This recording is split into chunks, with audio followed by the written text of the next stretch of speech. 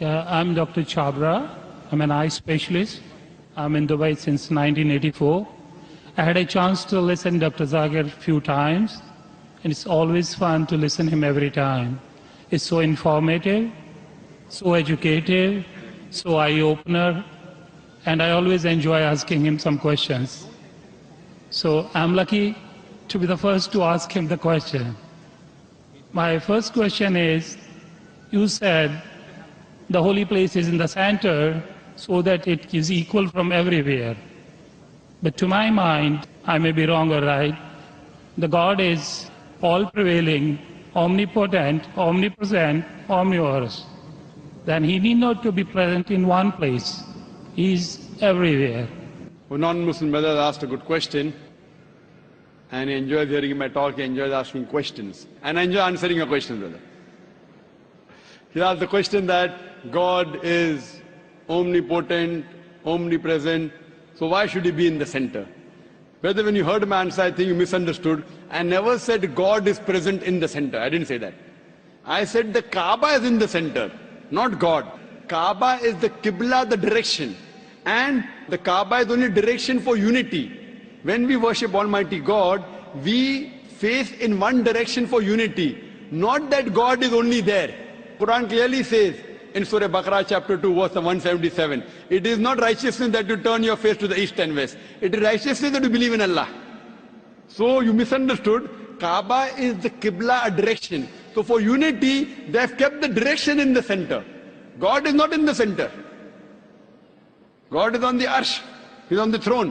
What we realize that for unity, we have to face in one direction. So the Kaaba for unity has been kept in the center. So all the different people, different human beings from different parts of the world can face for unity in one direction, because we believe when we offer prayers in Salah, we believe in congregation, believe in unity. Hope that answers the question, brother. I have a very simple question. You know Sikhism, the foundation stone or Amritsar Guru Mandir was given a chance to a Muslim by the name Mia Mir. Why, on the contrary, you say a non-Muslim cannot go to the house of God? What's your comments about it?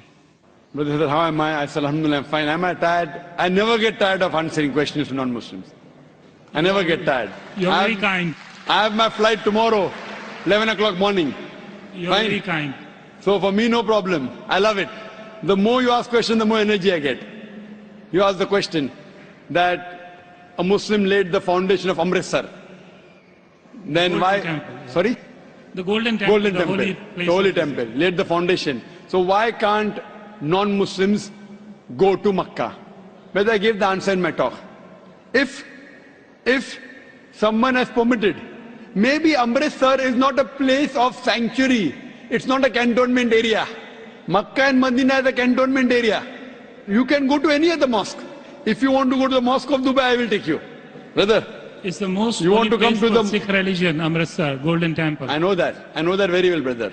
But it may not be as sacred as our Makkah and Medina. If you want to go to any other mosque, you're most welcome, I will take you. But these two mosques, as I mentioned in my answer, they are the cantonment area and you require a visa.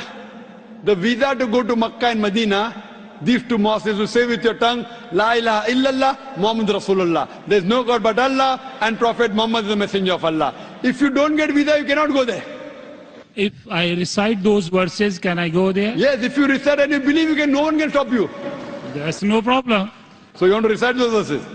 To go there because you believe in it? I did hear you repeated these verses with other people. I did hear. And so do you believe in it?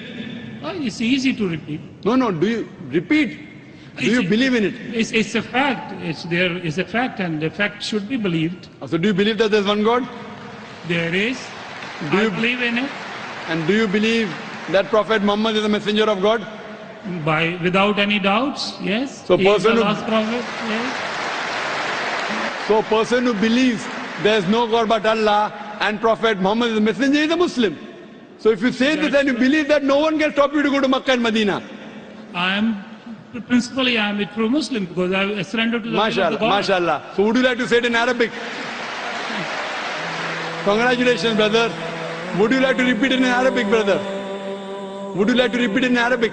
I don't mind. Okay. Ashhadu Ashhadu Allah anna ilaha ilaha illallah illallah wa ashhadu wa ashhadu anna anna Muhammadan Muhammadan abduhu abdu wa rasuluhu. wa rasuluh.